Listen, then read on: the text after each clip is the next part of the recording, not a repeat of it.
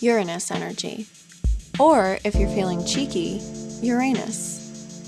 A deep dive into Uranus jokes, exploring the 19th century roots of a low humor staple, is an article by Albert Stern where he delves into the history and humor of Uranus. You should read it if you have a moment. There's also a section where he calls attention to the first mention of emojis in the 19th century, along with a print of them from Puck magazine. We're talking primitive emojis, people, and this has a lot to do with the age of Aquarius. There's a depiction of joy with a little semicolon, and you get the idea. But this is the age of Aquarius, where we have the rise of the internet and more impersonal communications. The planet was discovered by Sir William Herschel at his house in Bath, England on March 14, 1781. The astronomer's name for this object, and first misidentified comet, was Georgium Sidus, after King George III. Nobody liked this name, so they changed it to Uranus. In mythology, Uranus is confusing. In some depictions of the story, Uranus is both the son and husband of Gaia. Some list Uranus' father as Aether, the god of heavenly light and open air. You'd also know him as the fifth element. Some people might say, I'd like to see Uranus' birth certificate. And that's too bad. You might also notice that I'm probably going to oscillate between calling the planet Uranus and Uranus. So the story behind this is that I defaulted to saying the latter to take the funny cast away from the name, but I just fall back into calling it Uranus at random because that's how I learned it. And in that sense, the name has a Uranian quality to it. We'll talk about this in detail. No matter, etymology traces the name to mean a fog, mist, to moisten, to rain, or the rainmaker. Aquarius, as you might know, which is ruled both by Saturn and Uranus, is the water bearer, which is confusing because Aquarius is an air sign. But the meaning behind this is that Aquarius is said to carry the emotions of the whole world. That's why their emotions are so impersonal. They'll cry for the revolution, but maybe not when their ornery aunt dies. Unlike planets that rotate in the traditional way, Uranus was practically lying on one side as it rotated. So the radical tilt caused each one of Uranus's poles to spend half of its orbit facing the sun and the other half in the extreme opposite position facing away. So that meant that each pole was taking turns being either bathed in constant sunlight that lasted 21 Earth years, or plunged into complete darkness for a night that lasted just as long. So obviously, this was a freaky little planet. It's also worth mentioning that this was the first planet that was never known to the ancient world. Therefore, to modern astrologers and astronomers, it was more than just the influence of tomorrow, it was the energy that ignited it.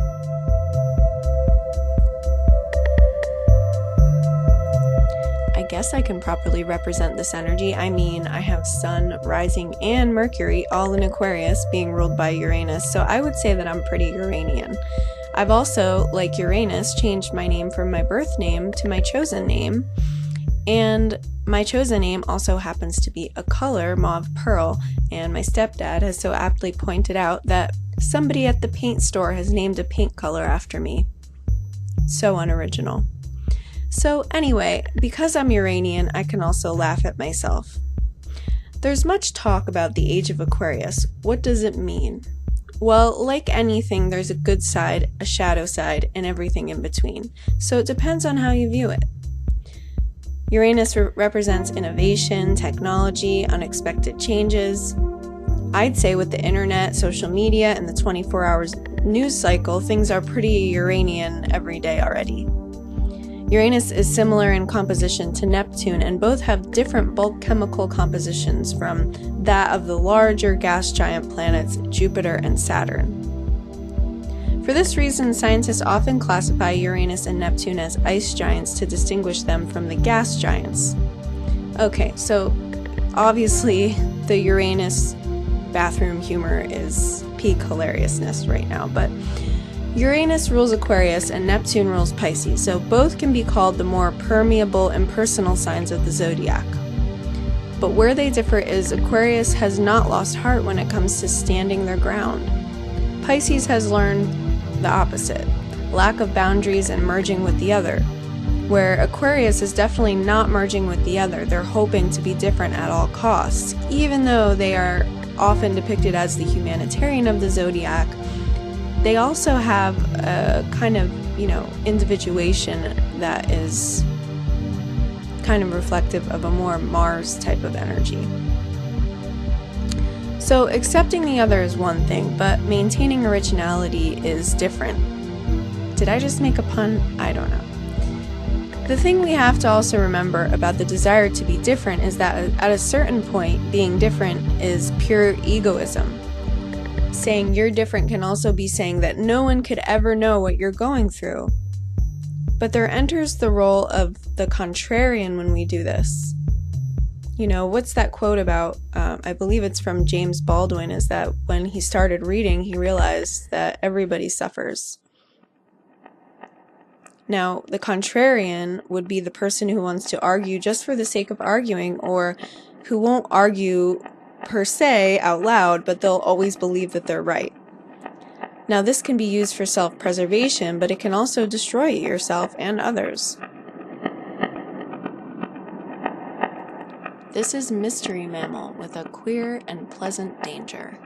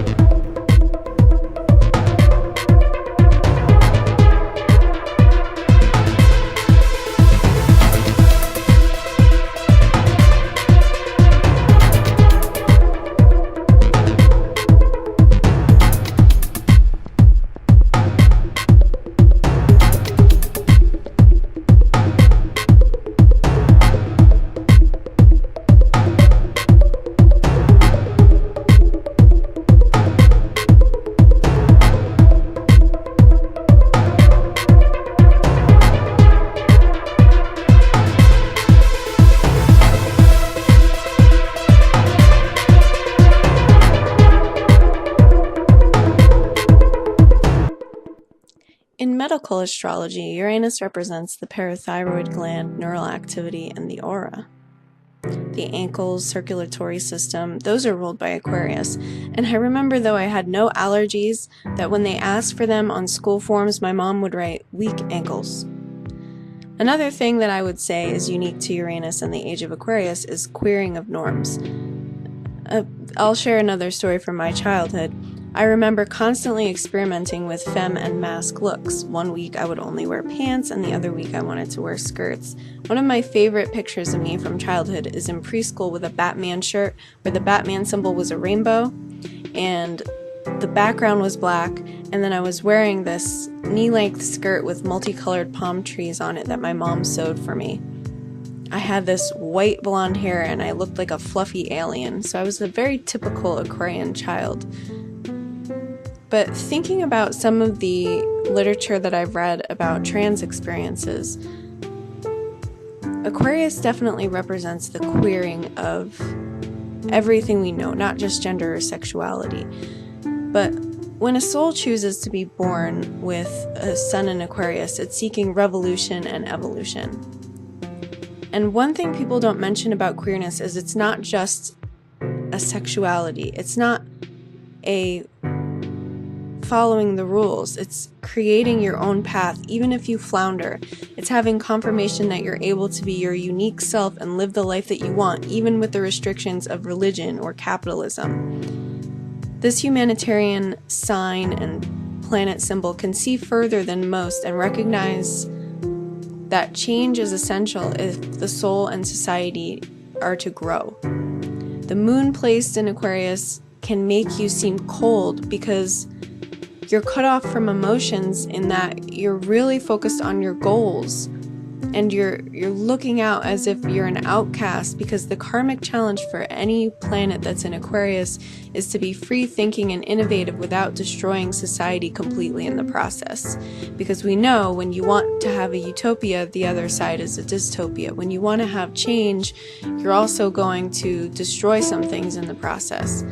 So the karmic purpose of this sign, Aquarius, and this planet, Uranus, is to break out of the confines of the past in a way that will benefit humanity. And on the other hand, Aquarius can become stuck in a rut because they're a naturally born hippie, and we'll just say that they're just as much at home with aliens, and some people would even call them replicants, but they may find one-to-one relationships intimidating, so it really depends on what other aspects they would have in their chart. This is Anonymous 420. You belong to the future.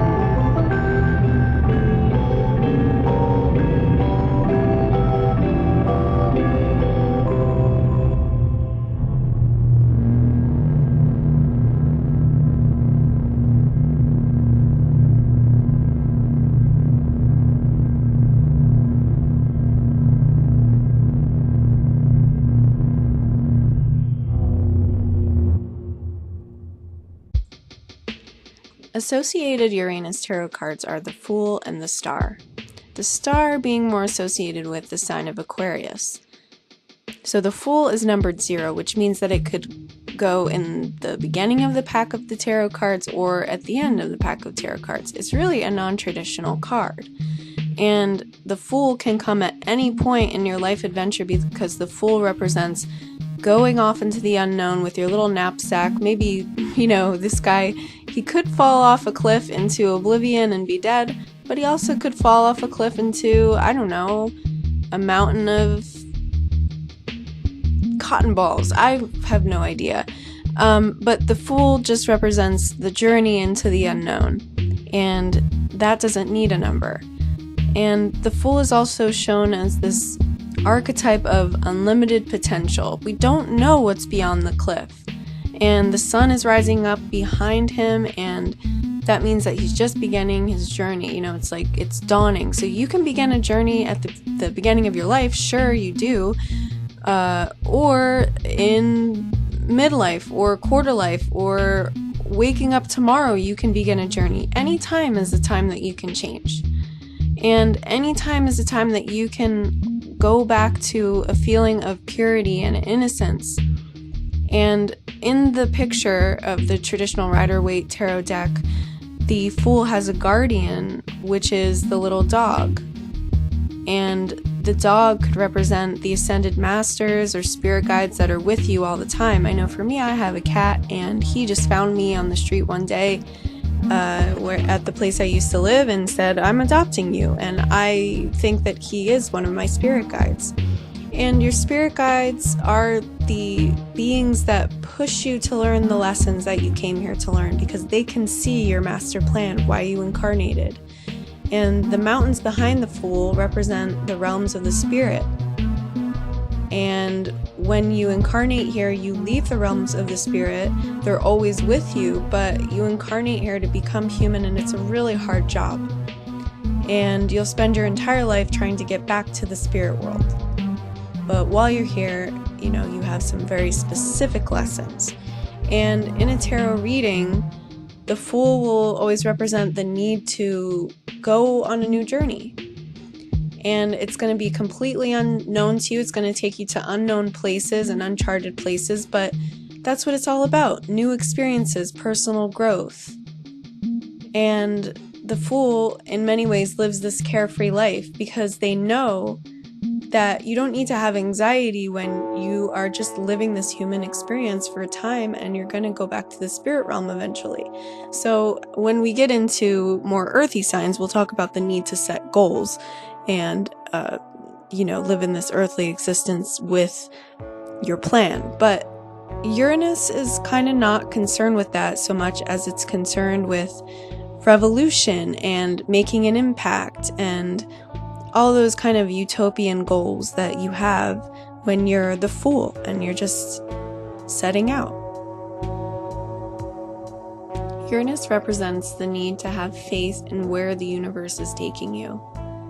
And in order to honor the uniqueness inside of you, sometimes you have to remain detached from what other people think. And this is the paradox of Aquarius, because they're admired by people for being humanitarian and caring about the progress of society, but they're also aloof because they can't be involved in drama and people not understanding who they are. So they kind of remove emotional investment sometimes so that they can get things done that need to be, actualized. So let's talk more about that by thinking of the Star Tarot card, but thinking about it if it comes up reversed in a reading. So this is upside down. And when the Star card is reversed, it suggests that your spiritual mission is distorted and you're not living out your unique purpose like the energy of Uranus would want you to.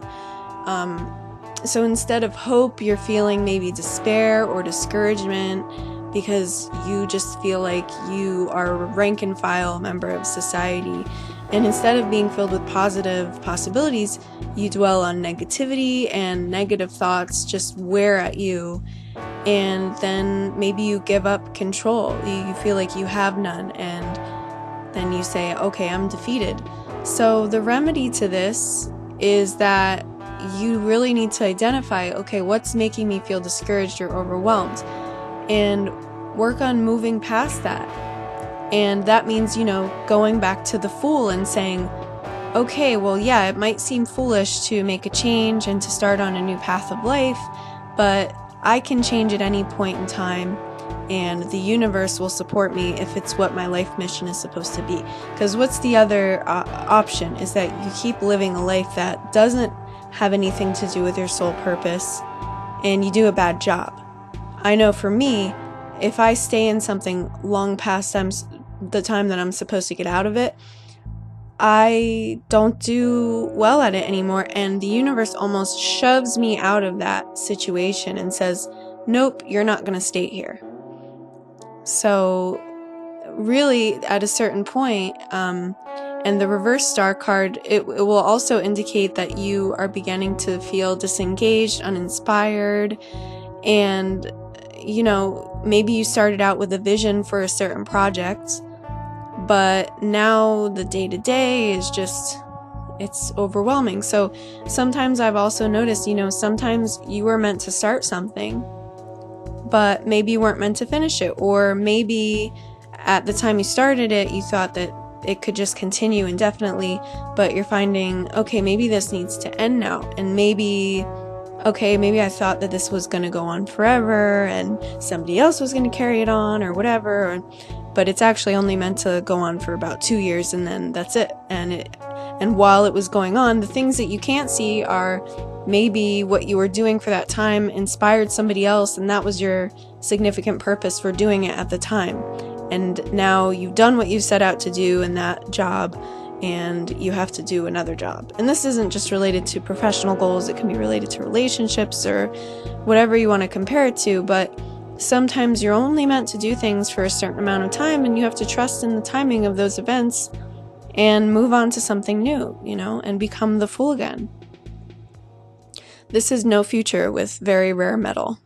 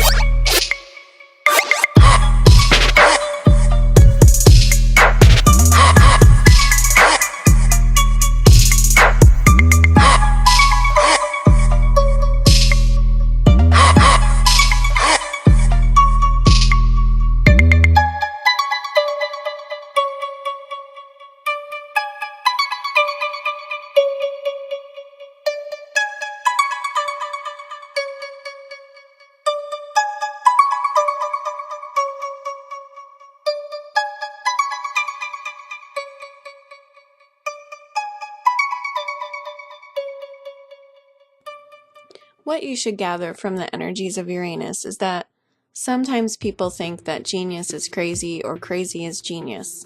There's really a fine line there. And still, it's a small price to pay to look like you're crazy when you know what you're thinking is really ingenuitive and genius. And again, that's when you kind of need to tune out what everybody is saying when they say that your original idea is not worth anything. You have to believe in yourself and stand in that energy of yourself.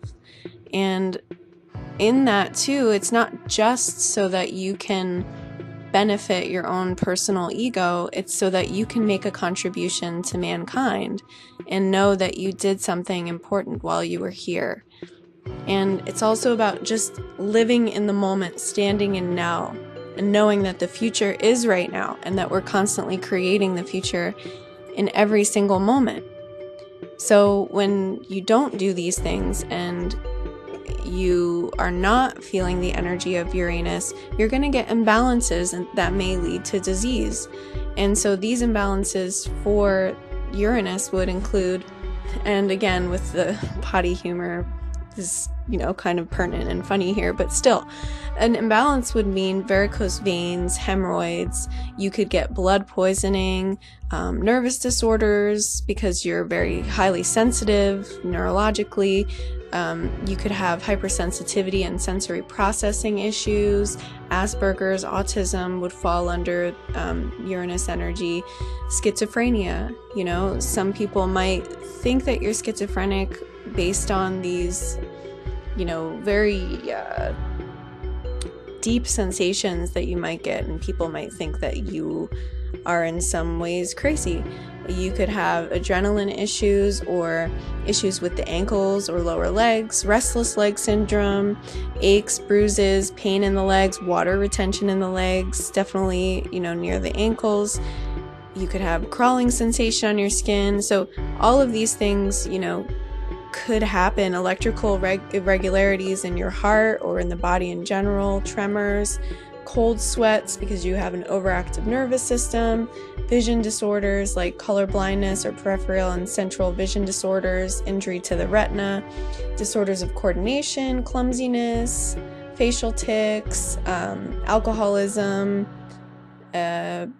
definitely poisoning in some way, or being disorganized, undisciplined, and also just a general feeling you could have if you're unbalanced in Uranus energy is that you're a rebel without a cause, or you're distant and maybe you have a community of people but you don't really have a lot of one-to-one relationships. You could be emotionally disconnected with the heart of the matter, you could call it. You could say that you were overly eccentric or you're antisocial, coming off as radical, but you're actually deeply conservative. So these are all Aquarius or Uranus imbalances. And you could also be embarrassed by emotion. That's one extreme way that Uranus and Aquarius can cause imbalance. But the way that you can remedy this, because it's not all doom and gloom, is that you can have calming and centering activities be part of your routine. So you want to think about relaxing your nervousness. You could have blood tonics. I know burdock root is always helpful for me. I take it in a tincture. And you want to think about improving the circulation of your blood so that you don't get things like hemorrhoids or varicose veins or, lack of circulation leading to coldness of the extremities.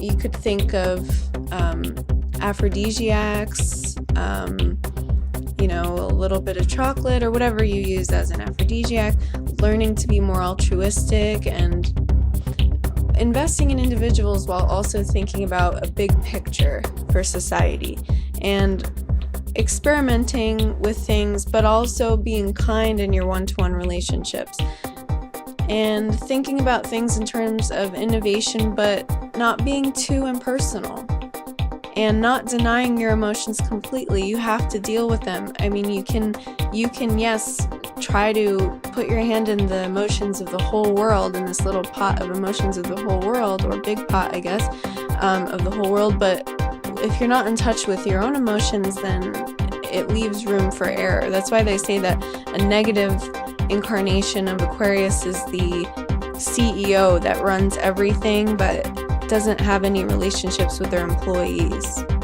So, and also the replicant, right, that is very out of touch with their emotions, like they don't really have any.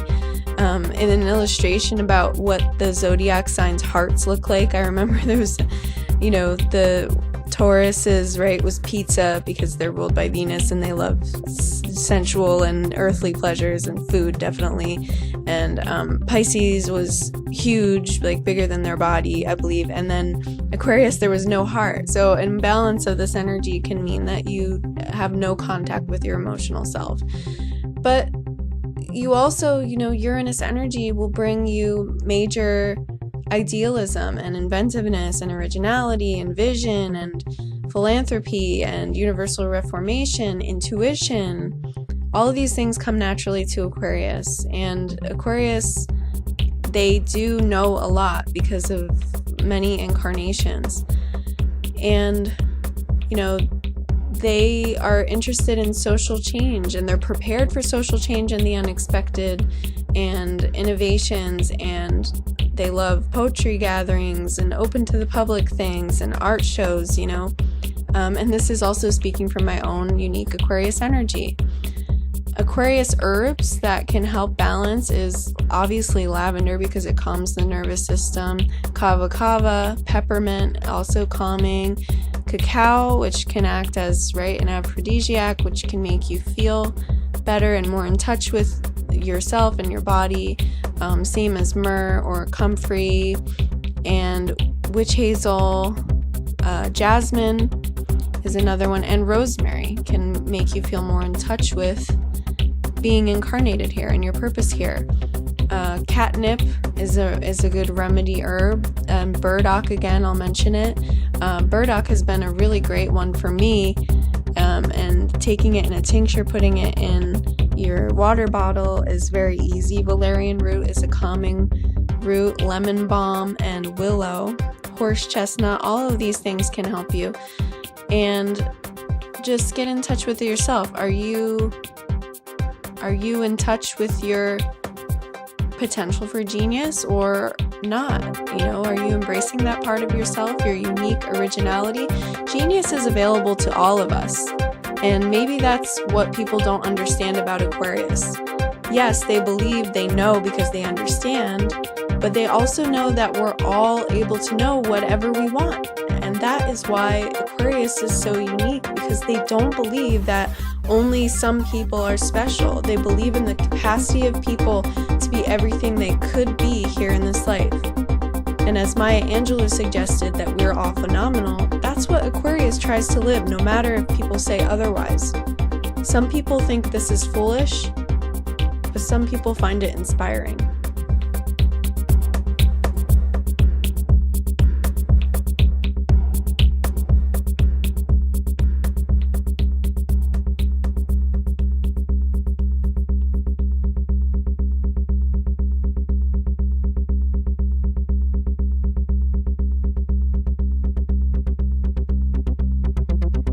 What would you do with a brain if you had one?